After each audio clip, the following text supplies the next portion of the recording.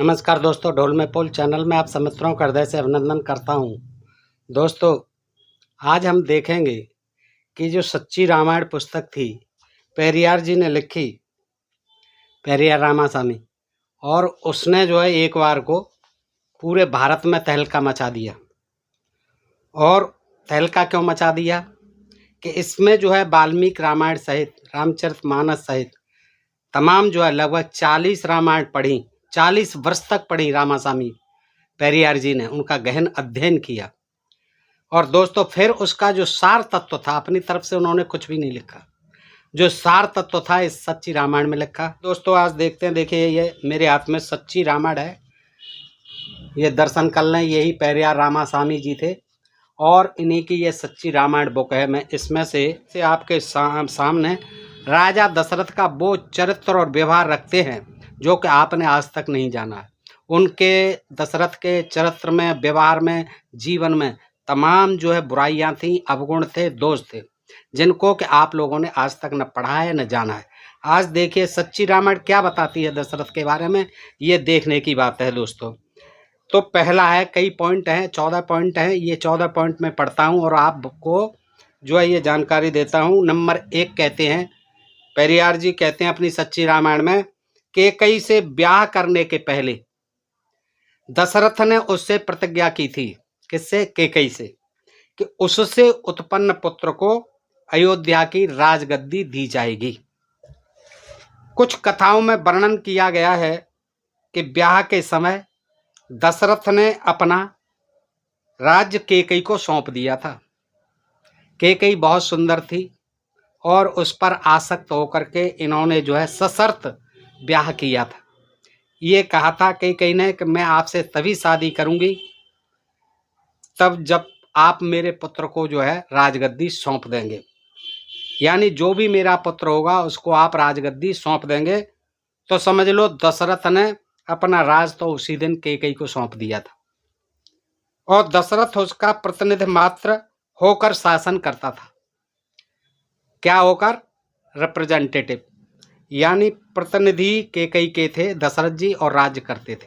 Number 3, राजा दशरथ के उक्त प्रभाव से राम और उसकी मां कौशल्या अनभिज्ञ न थी।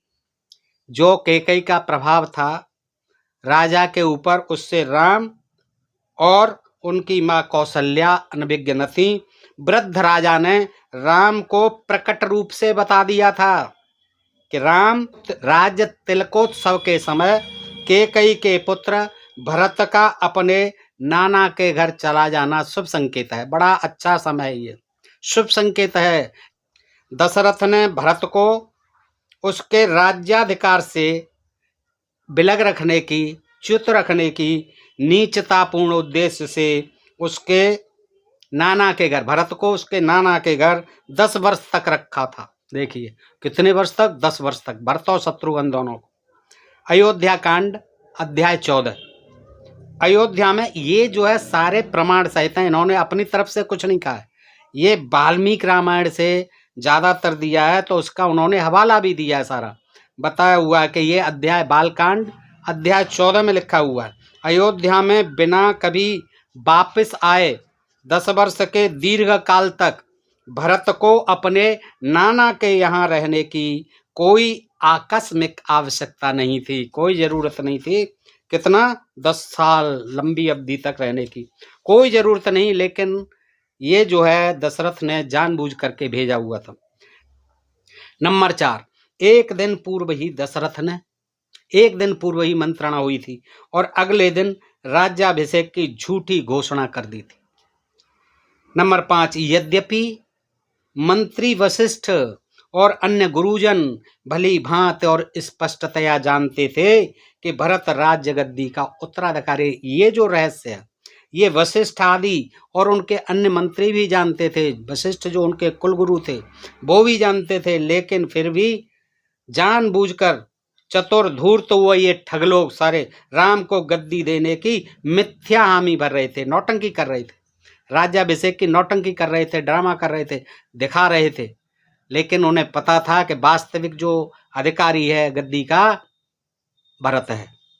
नंबर 6, राम की माता कौशल्या भी अपने देवी देवता मनाया करती थी कि मेरे पुत्र को राजगद्दी मिले। 7 नंबर, पुरोहितों और पंडितों को सूचना तथा उनके परामर्श के बिना और केकई, जनक, भरत एवं शत्रुघ्न आदि को बिना आमंत्रित किए दशरथ ने राज तिलक का शीघ्र प्रबंध कर दिया। अयोध्या कांड प्रथम अध्याय। ये क्या था देखिए, न तो पंडितों को पूछा गया, सूचना दी गई, न केवल वशिष्ठ को ही पता था, पुरोहितों और पंडितों को सूचना नहीं दी गई और उनकी कोई परामर्श नहीं ली गई, और केकई, जनक, भरत और शत्रुघ्न आदि को भी निमंत्रित नहीं किया गया, कोई आमंत्रण नहीं दिया गया, और जल्दी जो है हड़बड़ाहट में राज तिलक का शीघ्र प्रबंध कर दिया दशरथ ने।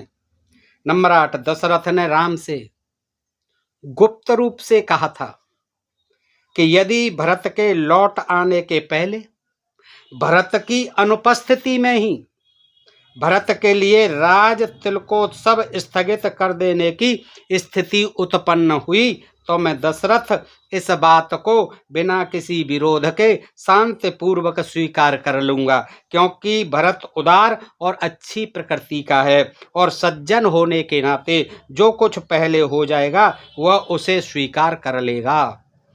अयोध्या कांड 14वां अध्याय।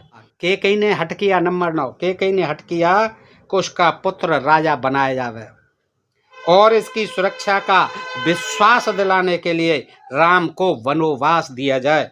तो दशरथ उसे मनाने के लिए उसके पैरों पर गिर पड़ा और उससे प्रार्थना करने लगा कि मैं तुम्हारी इच्छा अनुसार कोई भी तुच्छतम कार्य करने के लिए तैयार हूँ। राम को वनवास भेजने का हठ न करो। अयोध्या कांड 12वां अध्याय। नंबर 10, दशरथ ने केकई से कहा कि तुमने पूर्व आयोजित सभी प्रयत्न विफल कर दिए। इतनी हमारी तैयारियां थी, सब धरी की धरी रह गई केकई। उसने इस संबंध में केकई से यानी दशरथ ने केकई से एक शब्द भी नहीं कहा कि राम मेरा प्रथम पुत्र होने के कारण राजगद्दी का वही वास्तविक उत्तराधिकारी है। ये केकई से एक बार भी नहीं कहा कि केकई समझती क्यों नहीं हो। जब मैंने कोई कुछ कह दिया था तो कह दिया था, लेकिन आज तो राम बड़ा बेटा है, राम बड़ा होने के कारण राज्याभिषेक का अधिकारी है। ये एक बार भी केकई से नहीं कहा। और जब अंत में दशरथ के केकई को मनाने के सभी प्रयत्न निष्फल हो गए तब दशरथ ने राम को अपने पास बुलाया और उसके कानों में चुपके से कहा, कोई बस न चल सकने के कारण दुष्परिणाम स्वरूप अब मैं भरत को राज तिलक करने को तैयार हो गया हूं। देखिए क्या पलटी मारी फिर दशरथ ने। राम को तैयार कर दिया, सारी तैयारियां हो गई, लेकिन उसने जब वर मांगा तो केकई को एक बार भी ये नहीं कहा कि राम को बड़ा होने के कारण जो है हम सिंहासन सौंपते हैं, इसमें केकई आप हट मत करो।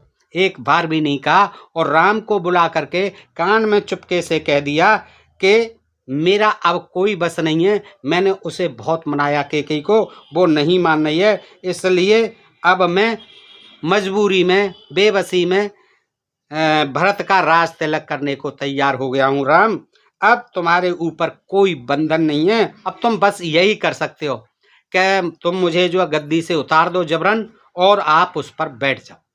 बस यही एक रास्ता है और कोई रास्ता नहीं है।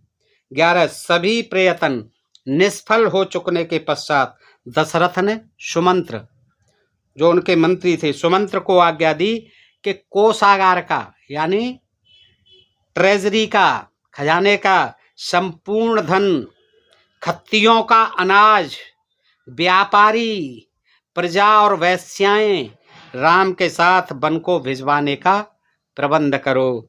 अयोध्या कांड 36वां अध्याय। 12, केकई ने इस पर भी आपत्ति प्रकट की और विवादास्पद तर्क उपस्थित करते हुए दशरथ को असमंजस में डाल दिया कि तुम केवल देश चाहते हो, न कि उसकी संपूर्ण संपत्ति। भरत के लिए हम राज्य देते हैं, लेकिन सारी संपत्ति थोड़ी दे देंगे हम। आपने राज मांगा है तो हम भरत को राज पर बिठाल देते हैं, लेकिन इसके ट्रेजरी पर, कोषागार पर और यहाँ की प्रजा पर, यहाँ की वेश्याओं पर आपका कोई अधिकार नहीं है कि कहीं। इसलिए हम सब प्रजा में लुटवा देते हैं और बाकी जो है जनता आदि को, आभूषण आदि को जो भी हैं सब राम के साथ भिजवा देते हैं। तेरे दशरथ ने कोषागार में रखे हुए संपूर्ण आभूषण सीता को सौंप दिए। और 14 नंबर, राम और सीता को वनवास भेजने के कारण घबरा कर दशरथ ने कैकेयी के ऊपर गालियों की बौछार की, किंतु दशरथ को राम के साथ लक्ष्मण को वनवास भेजने में कोई बेचैनी नहीं हुई, जबकि उर्मिला अकेली रह गई। वनवास भेज दिए लक्ष्मण भी, सीता भी। लक्ष्मण की स्त्री का कोई वर्णन कहीं नहीं मिलता है बेचारा। तो दोस्तों ये जानकारी मैंने आपको इससे रखी सच्ची रामायण से। दोस्तों इसमें वाल्मीकि रामायण में ही जो उद्धृत हैं उन्हीं का उदाहरण दिया है उन्होंने।